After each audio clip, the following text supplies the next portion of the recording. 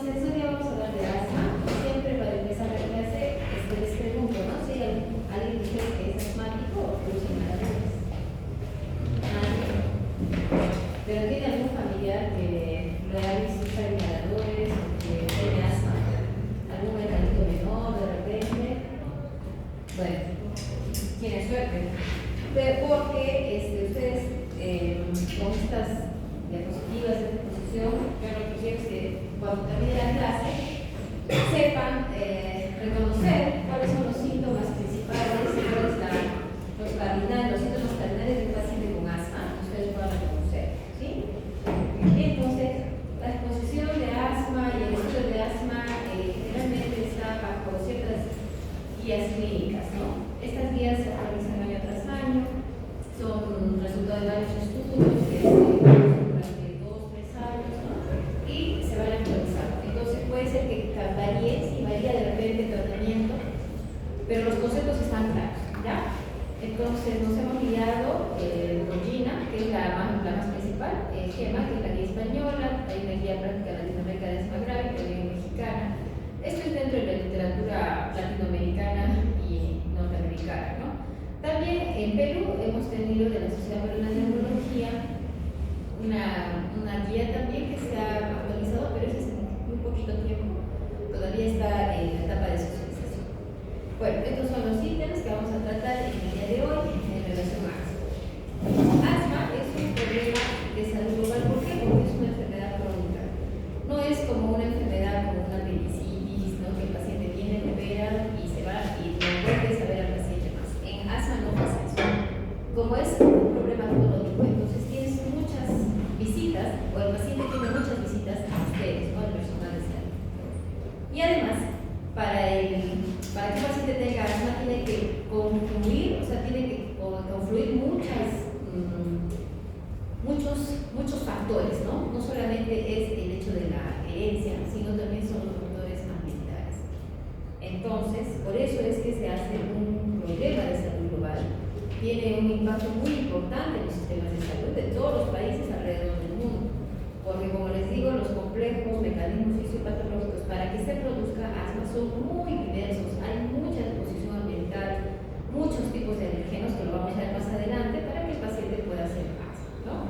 Y por otra parte también está en que el paciente no es tan adherente al tratamiento porque hay muchos mitos también, ¿no? Que si usa inhalador va a volver adicto, que mejor no, cosas, mitos que tenemos que desterrarlos, y por eso es que tenemos que comprender bien qué es lo que está pasando, qué es lo que pasa, cuál es la fisiopatología para que podamos entender entonces cuál es el tratamiento que el paciente tiene que tener. Entonces, la prevalencia varía. Si ustedes se dan cuenta, puede ser aquí según los estudios, según los lugares donde se han realizado los estudios y la población a la que se le ha realizado estos estudios, puede ir desde un 2,5%, por ejemplo en Barcelona en 2014, en una población de los 16 a los 64 años, entonces aquí parece bajo porque no se está vinculando a niños, pero también puede ser un porcentaje de hasta 13,5%, ¿no? En Madrid y en Argentina a los adultos de 20 a 44 años, un 6,4%. Entonces varía este porcentaje según la población, según el estudio, según dónde está localizado, y no es un número exacto, ¿no? Entonces, sin embargo, acá en México se ha visto, y nosotros somos una población muy parecida a los mexicanos, que había un porcentaje de un 30% de pacientes con asma. Muy bien. Entonces, ¿cuál es la definición de asma, no? Asma es una enfermedad inflamatoria crónica de la vía aérea, ¿sí? Es una enfermedad obstructiva. Entonces, hay 2 tipos de enfermedades que causan obstrucción. El asma, que es lo que estamos viendo ahora, y el EPOC, que vamos a hacerlo después, ¿sí? Las 2 son hermanas, pero tienen ciertas características en común y también tienen diferencias entre estas 2 enfermedades. Entonces, asma es una enfermedad inflamatoria crónica de la vía aérea, ¿no? ¿Qué es lo que pasa en esta vía aérea? Pasan 3 sucesos. Primero, que hay una hiperactividad bronquial. Eso significa que el bronquio, o sea, aquí estamos viendo una vía respiratoria normal, y con asma lo que pasa es que hay una broncoconstricción o broncoespasmo. Entonces, si el aire tiene que pasar por acá, se cierra, hay un broncoespasmo y entonces el aire empieza a pasar solamente por acá. Y este broncoespasmo lo que va a producir es un silbido. Entonces vamos a encontrar sibilancias en los pacientes que tienen asma.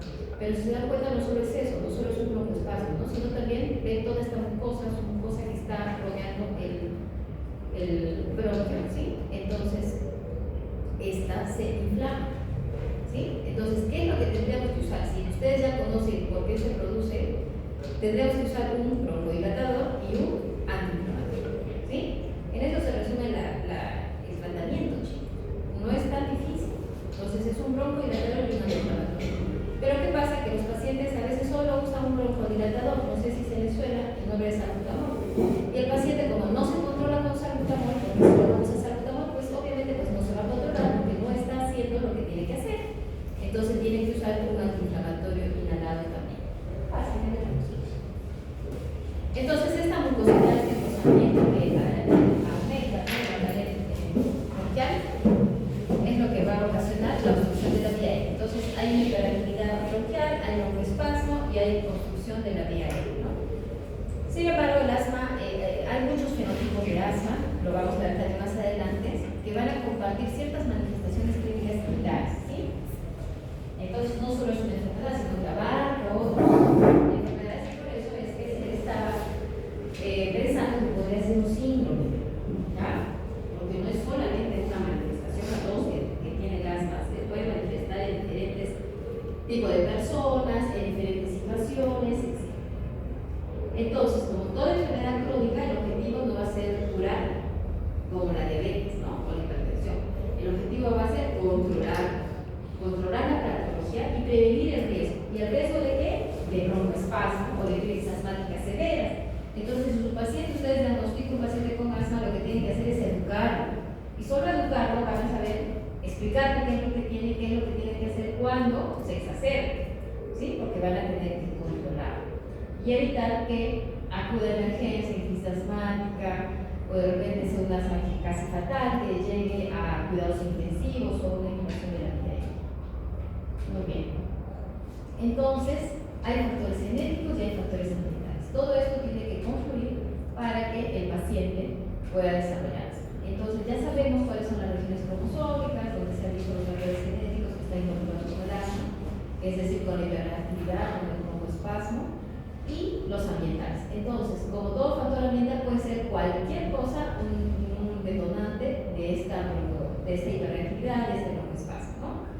Entonces, aquí tenemos unos cuantos, por ejemplo, el exceso de ejercicio, el polen. Obviamente que esto pasa en un individuo susceptible, porque no todos somos alérgicos al polen, a las cucarachas, a los aerosoles, al frío, ¿no? Al tabaco, no, pero hay personas que sí, que de repente hay alguien que está fumando a su lado y empiezan a hacer broncoespasmo e hiperreactividad, empiezan a toser, el pecho empieza a silbar, empiezan a tener dolor torácico, disnea, etc., ¿no? Entonces también los olores fuertes, la polución ambiental, la ira, ¿no? También puede estar relacionado un poco con el estrés, porque hay un mecanismo de acetilcolina que puede desencadenar también en broncoespasmo, el estrés, ¿no? Entonces son varios factores ambientales, los genéticos ya los conocemos y por eso es que se produce esta enfermedad de diferentes maneras y diferentes fenotipos. Muy bien, es importante que conozcamos aquellos alergenos importantes para que podamos decir al paciente y enseñarle, ¿no? Pero recuerden ustedes que los alergenos todo puede ser potencialmente alergénico. Por ejemplo, hasta un perfume nuevo que el paciente se compra y empieza a hacer crisis de asma, ¿no? Pero para eso es bueno educar. Entonces, si se dan cuenta de esa diapositiva, hay bastantes factores que pueden desencadenar síntomas y agudizaciones del asma, ¿no? Por ejemplo, tenemos factores ambientales, aquí tenemos, por ejemplo, algunos domésticos, ¿no? Los ácaros del polvo, los pelos de los perros, de los gatos, las plumas de las aves, etcétera, ¿no? La polución ambiental.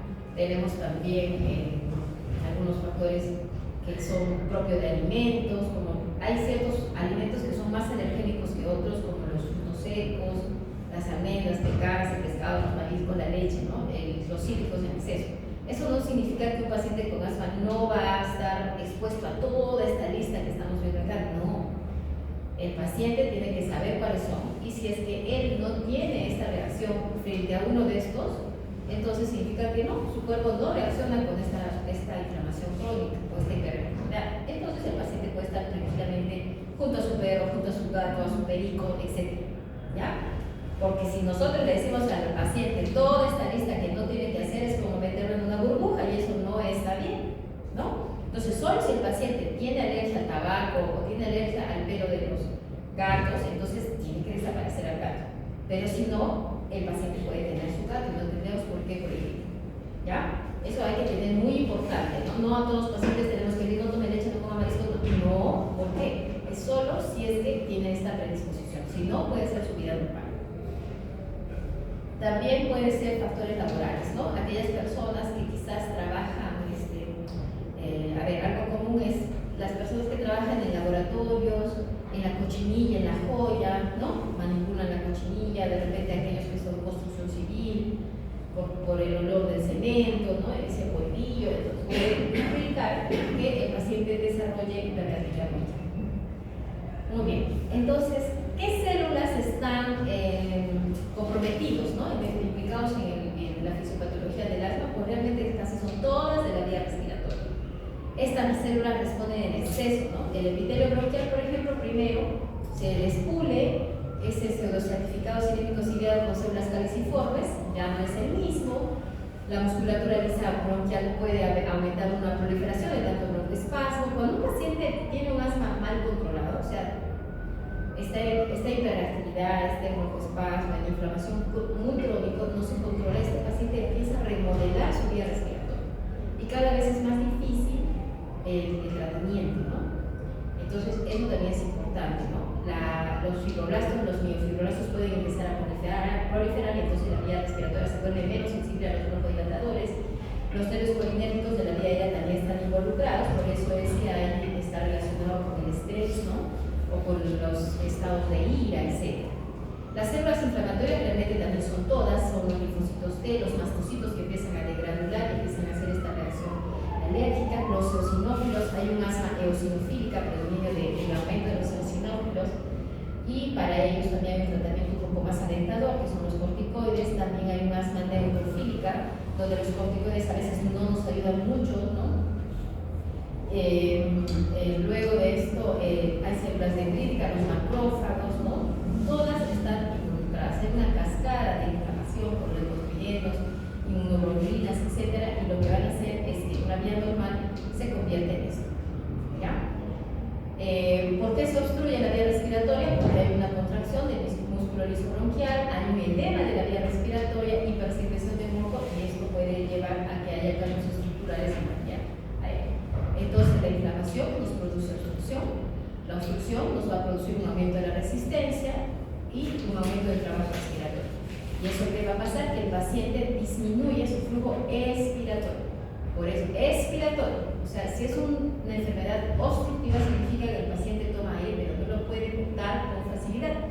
Por eso es una obstrucción expiratoria.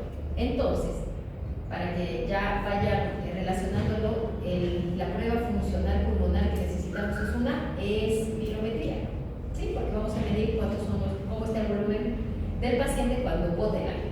Entonces, se supone que ese volumen expiratorio superior según el P1 está disminuido porque hay una obstrucción, el paciente no puede botar muy bien el aire, ¿ya?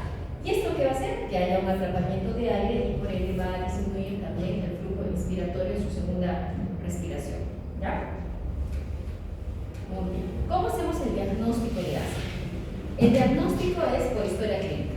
Entonces, ¿qué tendrán ustedes que preguntar al paciente? Los antecedentes, ¿no? Si es que de repente tiene padres o hermanos que tienen asma o que usan inhaladores, de repente han sido de pequeños atópicos, que tenían los cachetitos rojos, o que la costrita de la leche de la cabecita les duraba mucho tiempo, o que siempre han hecho alergias, quizás tienen rinitis alérgica, quizás tienen dermatitis atópica o dermatitis alérgica. Esa es la historia del paciente.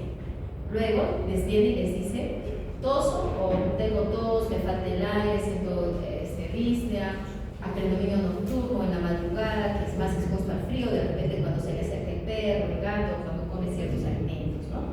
Entonces ya en la historia clínica estamos viendo todo lo que hemos repasado hasta ahora en las diapositivas. Eso es lo que nosotros tenemos que preguntar. Y el examen físico también va a ser fundamental, porque ¿qué es lo que tendríamos que encontrar en el examen físico? Al hacer las técnicas exploratorias del tórax tendríamos que encontrar si a ayudar como exámenes auxiliares y ecograma para ver si hay eosinófilos o de repente hay neutrófilos. Tenemos que ver si hay nivel elevado de inmunoglobulina E, ¿no? Y también otro examen que nos ayuda es la espirometría. La espirometría es una prueba de función pulmonar, es la más básica que tenemos. Es como el electrocardiograma es para el cardiólogo, la espirometría es para el neumólogo, ¿ya? En la espirometría vamos a medir volúmenes expiratorios. En relación a los síntomas y signos cardinales del asma, entonces son estos, no se lo olviden, por favor, porque siempre les repito y siempre se andan olvidando de los exámenes de competencias, ¿no? Entonces un paciente que va bien con tos es un paciente que tiene disnea y es un paciente que tiene sibilancias y opresión torácica. Entonces, tos, disnea, sibilancias y opresión torácica, ¿ya? El examen físico también va a depender de cómo el paciente vive la emergencia, ¿no? Si de repente es una crisis leve, una crisis asmática moderada o una crisis asmática severa. Entonces va a ser diferente un examen físico de un paciente con una crisis asmática muy severa, en la que va a estar muy ansioso, de repente va a estar ya medio letárgico, va a estar cianótico, va a estar respirando rápido, va a estar con taquimia, va a tener tiraje intercostal, ¿no?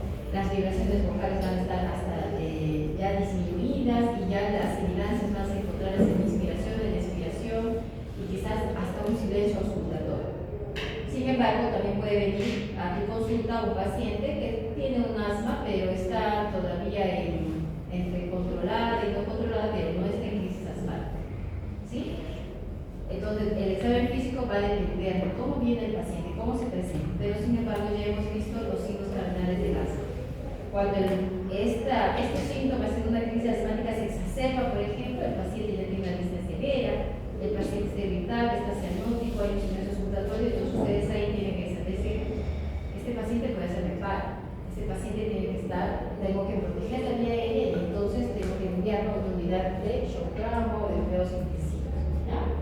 Porque ya el paciente está muy comprometido, tiene mucho parénquima de árbol bronquial obstruido y entonces no está respirando bien. Como también puede, pero no es muy frecuente, ¿no? Pero también pueden venir pacientes con asma de reciente diagnóstico y que está todavía de la manera entre controlada y no controlada, no viene crisis asmática. Hay otros criterios para el diagnóstico de asma, por ejemplo, es que las personas que tienen asma pueden manifestar sibilancias, tos, disnea, presión torácica y dolor de pecho, y que estos síntomas pueden aparecer de forma variada a lo largo del día, pero generalmente son mayores en la noche, que hace más frío, y en la madrugada. Entonces, si tu paciente te dice que tose, está tosiendo, y es más de noche, que en la noche la tos lo despierta, y siente que le falta el aire, siente que le duele el pecho, y le siente un silbidito como que tuviera un gatito dentro, entonces ya tienes el diagnóstico probablemente, ¿sí? De una forma un poco acertada. Entonces pueden aparecer o empeorar durante la noche, en la madrugada, cuando se despiertan, y también puede estar desencadenado por el ejercicio, ¿no? Va a jugar fútbol y empieza a tener esa sensación, ¿no? Estos síntomas por la ira, por los alergenos. Y también pueden empeorar con las infecciones virales. Es decir, el paciente ha tenido un resfrío común, una limfanitis hace 10 días y se ha quedado con todo. Y luego esta tos ha tenido estas características, ¿ya? Muy bien, para hablar un poquito de espirometría. Entonces, la espirometría es una prueba de función pulmonar donde al paciente, aquí están viendo ustedes que el mismo paciente agarra su espirómetro, no necesariamente, ¿sí? Pero sin embargo es una prueba que ya ahora tenemos acceso más fácil, porque ya tienes para el espirómetro para instalarlo solamente al lacto, es muy movible, entonces cada vez más pequeñas las cosas. Y entonces lo que queremos es que el paciente tome aire y bote y expire, ¿no? Esa eliminación del aire va a reflejarnos en dos curvas. Una curva volumen-tiempo, que es la de la derecha, y una curva flujo-volumen. Entonces al paciente yo le digo, tome aire, ¿no? Por la boca, porque va a soplar por la boca, nada por la nariz, y sople lo más fuerte que pueda por esta boquilla. Entonces todo ese aire es censado. Ahora hay espirometro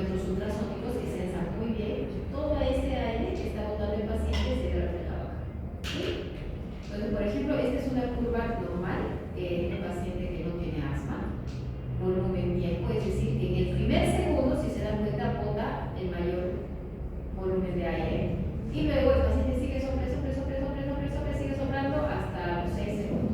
¿Sí? Entonces, ¿qué pasa en un paciente con asma? Que este volumen en el primer segundo es esta curva de acá, está disminuido. ¿No? Por eso tiene un pecho, uno disminuido. Tiene una obstrucción a la salida del aire. Y lo mismo pasa en la curva flujo-volumen, ¿no? Ya es bote, tome aire y bote, entonces pum, hace un pico y luego bote. Y esta curva de acá abajo es si lo hacemos inspirar. Tome aire otra vez por el mismo tubo y esta es la curva inspiratoria. También la podemos ver para ver si es que no hay alguna alteración extrapulmonar. ¿Ya? O sea, en una espirometría sí podemos ver la curva inspiratoria, sí podemos. Si al paciente le decimos que vuelva a tomar aire con el tubo adentro, muy bien, está bien. Entonces, la espirometría lo que va a ayudarnos es que nosotros tenemos que ser un consciente. La relación del B1 sobre la capacidad vital forzada. Entonces, el FBC. ¿Ya? Al paciente nosotros le decimos que bote 6 segundos sin aire. Generalmente. A veces no puede, pero lo ideal es que sí lo haga. Entonces, esta relación del consciente B1 sobre la capacidad vital forzada en un paciente con asma está alterada. ¿Ya? ¿Y cuándo es su alteración? Aquí lo vamos a ver. Entonces, hacemos una espirometría a un paciente que tiene síntomas asmáticos y la espirometría nos puede dar dos tipos de valores, un patrón obstructivo o un patrón de repente restrictivo, ¿no? O un patrón normal. Entonces, obstructivo significa que la relación es menos de 0,7 o 70%. ¿Ya? ¿Qué significa eso? De que el paciente está con el patrón obstructivo. ¿Y por qué tenemos estos ramos? ¿Por qué? Porque todos nosotros, según nuestra talla, el hecho de ser mujer o varón y el hecho de tener 25, 30 años, tenemos nuestros volúmenes pulmonares diferentes. ¿Sí? Todo varía por la talla, por la edad, por el sexo. Entonces, automáticamente nosotros ponemos los valores en la espirometría, en el espirómetro, y nos sale cuánto de volumen el paciente al que estamos haciendo la espirometría tiene que botar de aire en el primer segundo y cuánto en 6 segundos. Eso cada uno tiene sus valores. Entonces no podemos nosotros poner valores, ¿verdad? Lo que tenemos que poner son cocientes referenciales. Muy bien, entonces si la relación es menos de 0,7 es un patrón obstructivo. Luego de eso le hacemos otra segunda espirometría en ese mismo instante, pero le ponemos un broncohidrator. Le hacemos disparo de salbutamol o hidrocloro de hidratropio y luego le volvemos a tomar la espirometría, ¿no? Esperando unos 10-15 minutos a que haga efecto y le hacemos la espirometría otra vez. Entonces, al hacer la segunda prueba de la espirometría tiene que haber hipotéticamente una respuesta broncohidratadora. Si esta respuesta broncohidratadora del paciente mejoró en más del 12% en su B1, o sea, en el volumen espiral del primer segundo y 200 mililitros, este paciente ya tiene diagnóstico de asma.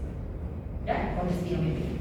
Sin embargo, si el paciente con asma tiene una espirometría normal, nosotros no podemos decir, no, este paciente no tiene asma, es otro diagnóstico. No. ¿Por qué? Porque la espirometría nos ayuda, es cierto. Pero solamente es positivo con esta respuesta en el 20-25% de los pacientes con asma. ¿Ya? A diferencia del EPO, ya vamos adelantando un poco con EPO, porque con EPO sí necesitamos tener una espirometría que tenga obstrucción. Y ese es el diagnóstico de EPO. En asma no. En asma la espirometría puede darte obstrucción y reversibilidad, perfecto. Pero también la espirometría puede estar normal. Y con eso no descartamos el diagnóstico. ¿Me entienden?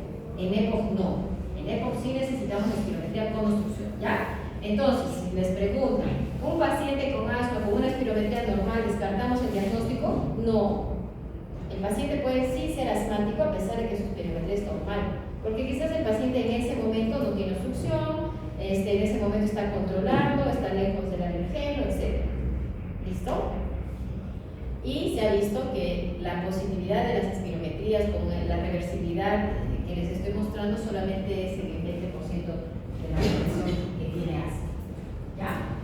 Bien, entonces, ¿qué pasa si mi paciente no tiene una respuesta broncohidratada negativa? Pero yo sigo sospechando que este paciente puede tener asma. Entonces hay otras pruebas de función pulmonar que no vienen al tema, chicos, pero es importante que conozcan. Entonces, como les he dicho, que la espirometría no es exclusivamente para diagnosticar asma, porque puede estar normal, pero si tú tienes la sospecha, prueba de FENO, que es la fracción espiral del óxido nítrico, ¿ya? Que también puede darnos, si es que es más de 40 partes por millón, nos puede dar el diagnóstico, y si eso está normal, todavía podemos hacer otra prueba, que es la prueba de la metabolina, ¿sí? Hacer otros exámenes para diagnosticar. Pero eso ya son exámenes especiales, ¿sí?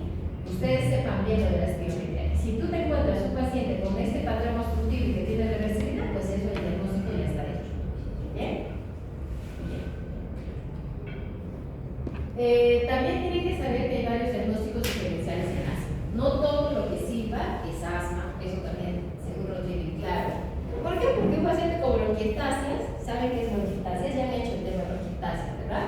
Es una dilatación anormal de los bronquios. También el paciente cuando tiene bronquiectasias infectadas, es decir, se han inflamado, se han irritado, ¿qué va a pasar? Va a disminuir la luz del bronquio y va a empezar a silbar, ¿ya? Entonces, un cuerpo extraño también puede ocasionar silbidos, ¿no? En un niño, enfermedades de las vías aéreas, de repente más en niños, ¿no? Una bronquiomalacia, etcétera, puede ocasionar silbidos, sí, también.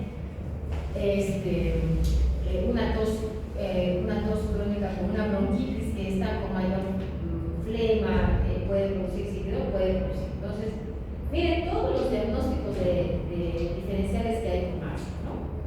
No es exclusivamente las sintaxis, y eso hay que tener en cuenta. Solamente el hecho de tos crónica, ¿no? Recordar que tos aguda es, la tos, ¿cuánto tiempo tiene que durar? Hay dos literaturas, bueno, dos corrientes, ¿no? Una que sea 3 semanas es el punto de corte, ¿no? Menos de 3 semanas, tos aguda, más de 3 semanas, tos crónica, pero también hay menos de 3 semanas tos aguda, de 3 a 8 semanas tos aguda y más de 8 semanas tos crónica. Entonces, cuando un paciente tiene tos crónica, no siempre es asma, ¿no? ¿Por qué? Porque pueden haber otras enfermedades que pueden producir tos crónica. Una de ellas es el reflujo gastroesofágico, la otra es el síndrome de descarga postnasal o el goteo postnasal, y la otra es asma. O sea, pero tienen diagnósticos diferenciales, ¿ya? Muy bien, entonces, así como hay fenotipos de asma, la clasificación también puede variar. Acá podemos ver, es una tabla muy didáctica donde podemos ver la clasificación según la clínica o la fisiología, la clasificación según relacionado con qué desencadenante de produjo asma y el tipo de célula inflamatoria que está predominando. Entonces, si yo veo mi clasificación clínica, puede ser un asma grave, un asma de inicio precoz cuando es de menores de 12 años, inicio tardío cuando es en mayores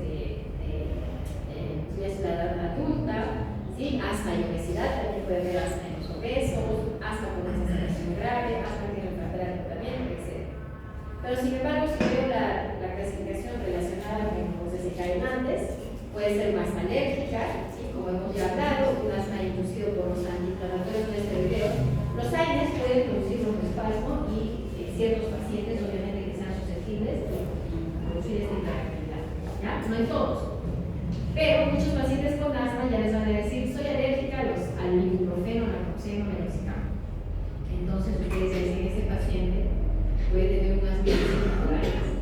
También inducido por la menstruación. Nunca he visto un asma que se haya inducido por menstruación, que está en la literatura. También por el ejercicio, eso sí es muy común, ¿ya? Y si veo la clasificación por la célula inflamatoria que predomina, puede ser el eosinofílica, que puede ser más alérgica y que no puede respuesta corticoide, la neutrofílica, que generalmente es un paciente que no responde muy bien al corticoide y la enfermedad es un poco más grave, y también la pausa y la leucocita, ¿no? Es decir, que no hay ninguna otra célula que predomina, pero está aumentada. En relación a la sinología, la clasificación del asma puede ser el intermitente, persistente, leve, moderado o severo. ¿Ya? O sea, es intermitente o es persistente, leve, moderado y severo. Pero también acá tenemos otra clasificación, pero esta ya es de esta es de la guía española, esta es otra que es de la crisis asmática. Entonces no se confunden, hay una clasificación de la crisis asmática que la van a ver en los servicios de emergencia y hay una clasificación según si es que el asma está controlado o no controlado en intermitente y persistente. Pero los síntomas, si se dan cuenta, van a ser iguales, ¿no? Si alguien tiene síntomas diurnos, si usa medicación de litio, si tiene síntomas nocturnos, si le limita mucho la actividad física, y lo de abajo es si tengo una espirometría o una fotometría y si tiene exacerbación. Entonces, al paciente le preguntamos, ¿no?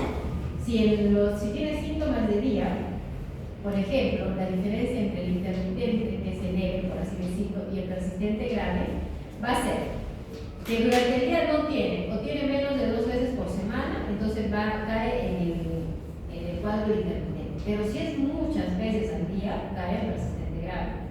Igual, si usa medicación de alivio como un broncohilatador, si no usa menos de 2 semanas, está en intermitente, y si usa todos los días o varias veces al día, es persistente grave.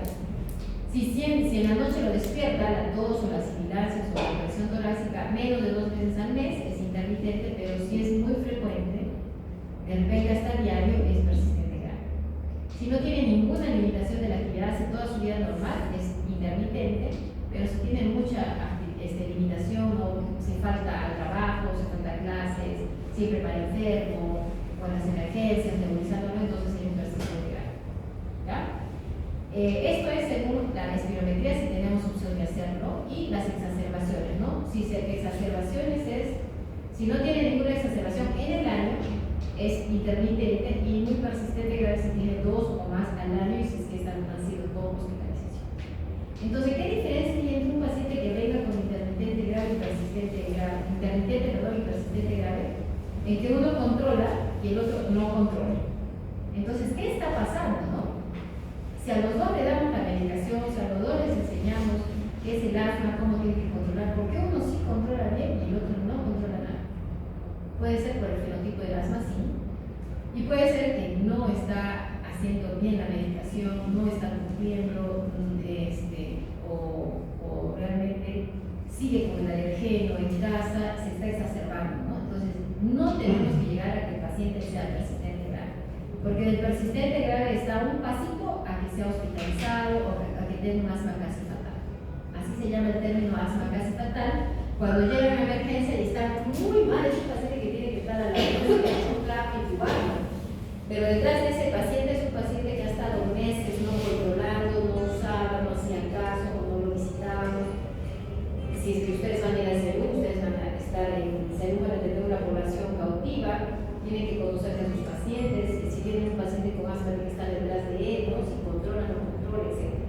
Para evitar que el paciente llegue a una emergencia y una crisis asmática severa, ¿no? Porque eso ocasiona mucho gasto, y no solo eso, sino que puede la movilidad y la mortalidad pues, por asma se aumenta, ¿no? Y esa mortalidad debería de verse. Entonces, si sabemos la definición, sabemos la fisiopatología, tenemos buen tratamiento, entonces el paciente no tendría por qué estar siempre hospitalizándose o estar en emergencia. De eso se trata, ¿no? De controlar la enfermedad. Esta otra clasificación también es lo mismo, tiene los mismos ítems, pero es de la guía española. Esta de aquí es de la guía de la China, ¿no? De la guía americana, y este es de la guía española. Entonces, habla de lo mismo, síntomas diurnos, la limitación de actividades, si tienen nocturnos o despertares, si usan medicación de rescate, cómo está la función pulmonar y si tiene exacerbaciones. ¿Verdad? Y esta es de la crisis asmática. Entonces, ya cuando tu paciente viene con crisis asmática, es un paciente que está teniendo una evaluación en emergencia, entonces la crisis puede ser leve, moderada o severa o parada respiratoria, ¿no? El paciente está muy disférico, no puede ni hablar, ¿sí? Por eso aquí vamos a ver la parada respiratoria, inminente, tenemos una parada respiratoria, la frecuencia respiratoria está ya muy aumentada, ya no está en taquicardia, sino ya está en bradicardia, ya hay un movimiento paradójico tóraco-abdominal, las sibilencias ya no escuchas, ya está todo cerrado, nada, no es realizar el aire, es un silencio totalmente auscultatorio, está sudoroso, no te habla, ¿no? La saturación está por menos de 90, la presión de oxígeno, si llegas a sacar un agua, está a menos de 60 milímetros de mercurio, y la presión de CO2 está empezando a tener retención, ¿no? De CO2. Esto ya es un paciente que está muy mal y tenemos que actuar rápidamente. Pero sin embargo, no es lo común que venga hacia la emergencia, felizmente. Pero sí lo que suele venir son entre las leves y las moderadas, que es lo que necesita la hospitalización para que podamos mejorar el tratamiento que no ha estado teniendo en su casa. ¿Ya? Pero esta es la clasificación de la crisis asmática. Y entonces, ¿por qué clasificar a un paciente? Porque te va a decir qué es lo que tienes que hacer cuando el paciente llegue. Lo mandas a hospitalización, lo mandas a su casa después de un tratamiento de emergencia, o lo mandas a shock trauma o a una unidad de cuidados intensivos. Muy bien, ahora hablemos del tratamiento. En relación al tratamiento, pues el tratamiento ideal para un paciente que tiene un problema de broncoconstricción e inflamación por la vía aérea, entonces tiene que ser inhalatorio, ¿verdad? ¿Por qué? Porque la vía inhalatoria es una vía muy buena, no causa dolor, no le van a inyectar nada, actúa rápidamente porque tiene una gran área de superficie para actuar, ¿no? Que son los bronquios, y es rápida. Actúa en 3-5 minutos, el paciente que está con broncoespasmo le hace salbutamol y a los 4 minutos está abierto y el paciente respira mejor. Así actúa el broncohilatador, el salbutamol. Sin embargo, no solo tenemos que usar broncohilatadores, también tenemos que usar antiinflamatorios, ¿no? Como les estaba diciendo.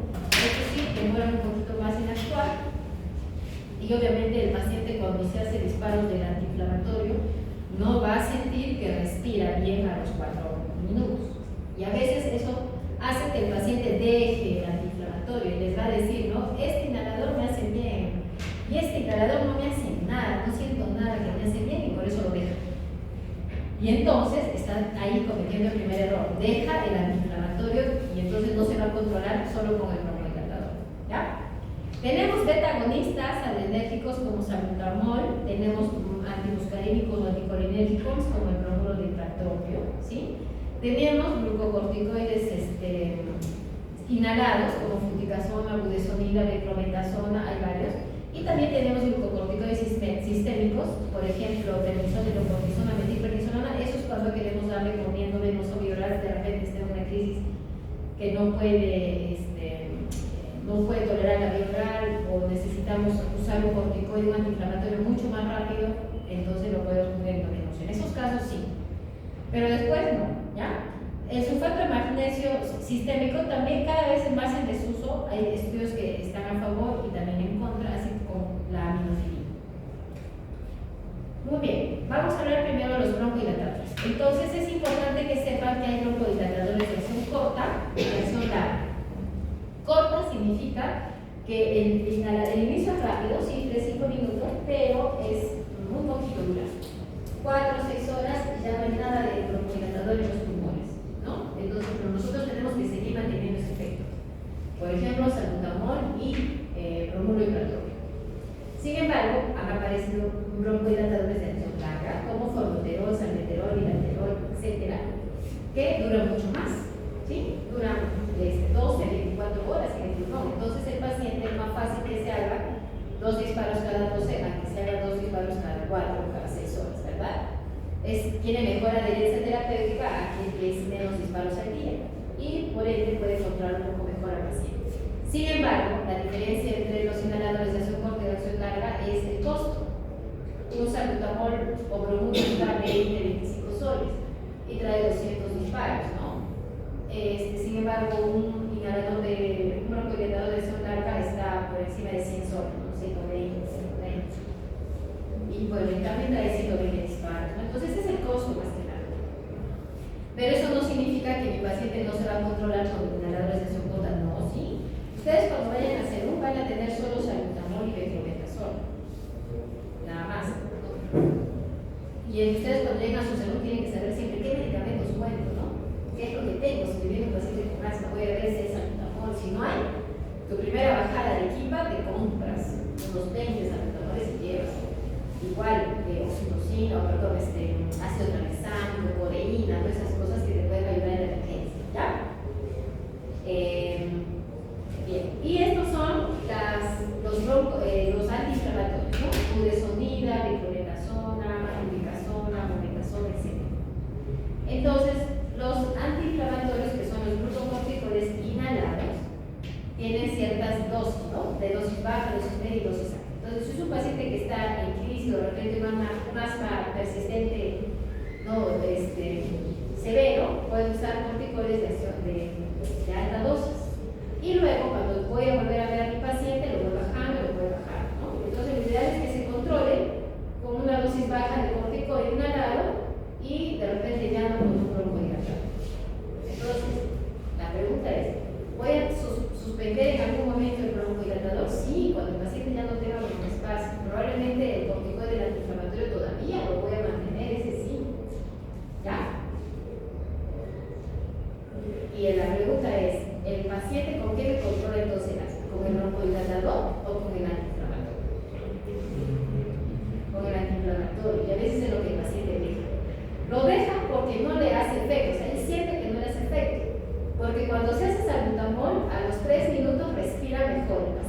sabe que respira mejor.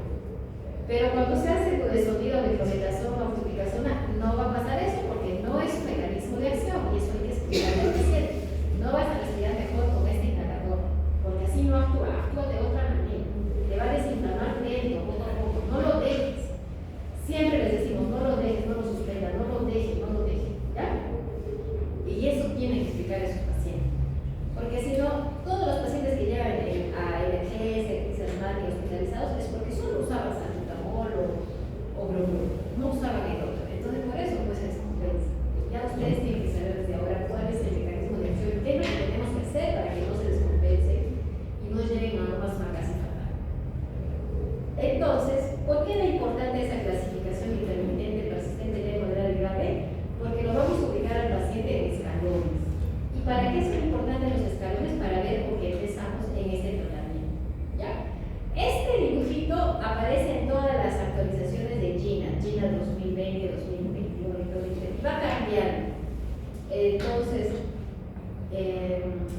todos los años o casi cada 2 años lo van renovando porque van saliendo estudios y van diciendo que es mejor que hagamos terapia de rescate con inhaladores de baja acción o de corta acción. No son sus recomendaciones, ¿sí?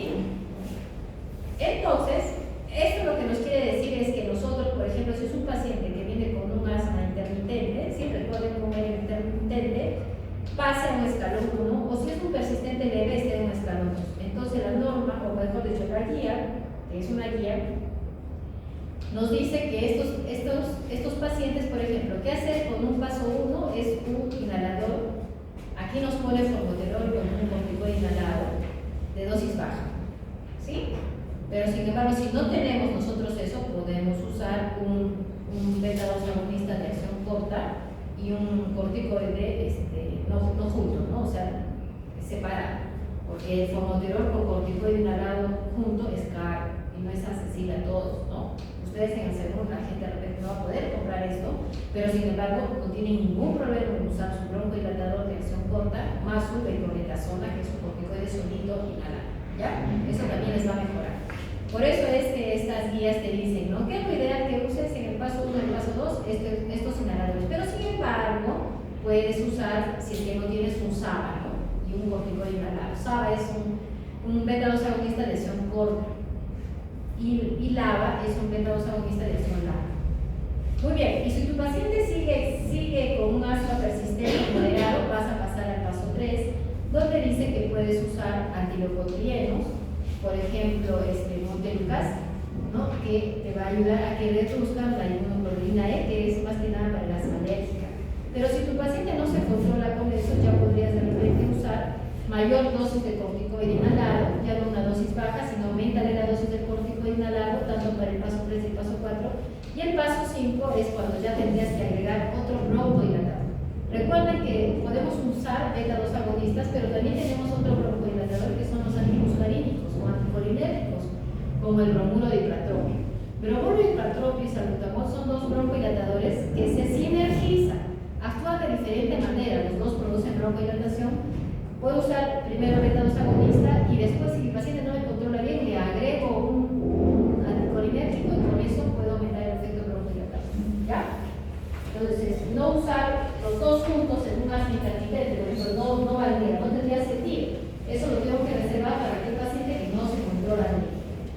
Y obviamente también hay ahora biológicos, ¿sí? Hay medicamentos biológicos que van contra la interleucina 5, interleucina 13, interleucina 6, interleucina 4, que podemos usarlo en un paso 5, pero ya son pacientes pues, que realmente no controlan, ¿no? Que están de repente siempre en un persistente severo o van mucho a las emergencias. Algo está pasando que este paciente no está controlando. Este redondito, este círculo que ven acá arriba de la diapositiva también es muy importante porque el paciente lo vas a evaluar, vas a ajustar el tratamiento y después vas a volver a esperar la respuesta. Lo vuelves a evaluar, ajustas el tratamiento, si quieres le disminuye, le baja la dosis de corticoides, de beta-2 agonistas y vas a volver a evaluar la respuesta, no esperar la respuesta. Entonces, por eso es que les decía, el asma es una enfermedad crónica, no es fácil a un paciente verlo una sola vez y ya no más, no. Van a tener varios controles con ese paciente y ustedes en cada control y cada cita que tengan van a tener que estar evaluando la respuesta, modificando viendo qué factores medioambientales hay que no está haciendo que el paciente no controle su asma, ¿no? Porque ese es el objetivo. El objetivo es que controle sus síntomas, que no sientas disnea, presión torácica, sibilancia, o le dificulten hacer sus actividades de la vida diaria, ¿sí? Y que reduzca el riesgo de exacerbaciones, que pierda función pulmonar, de repente como no está controlado, hay una remodelación de la vía aérea y va a perder la función pulmonar, o que tenga algunos efectos adversos de la medicación. Entonces es fundamental educar al paciente, monitorizar si es que está ceguera, el asma, si tiene exposiciones a factores de riesgo. Ustedes tienen que preguntarles a qué está expuesto en la casa, con quién vive, qué hace, en qué trabaja, si tiene alguna alergia, toma alguna otra medicación, establecer un plan de medicación para un manejo crónico y también para un manejo de exacerbaciones. Ustedes me dicen, ¿no? De repente es un paciente que juega fútbol y cada vez que estaba jugando fútbol tenía problemas de broncoespasmo, entonces le pueden decir que quizás 15 minutos antes que empiece a jugar o haga ejercicio de deporte, pueda usar un broncohilatador y así jugar o hacer el deporte más tranquilo, ¿no? Y siempre proveer cuidados de seguimiento regular. Eso es muy importante. Entonces, esta ya es la última diapositiva del tema de asma. No se olviden, ¿no? Evaluar a tu paciente, ajustar el tratamiento, revisar este tratamiento y otra vuelta, ¿no? Evaluar a tu paciente, ajustar y revisar, ¿no? Es un continuo con tu paciente, no es algo que va a pasar ya y va a estar curado, no. Es una enfermedad, ¿ya? Mientras voy poniendo la otra de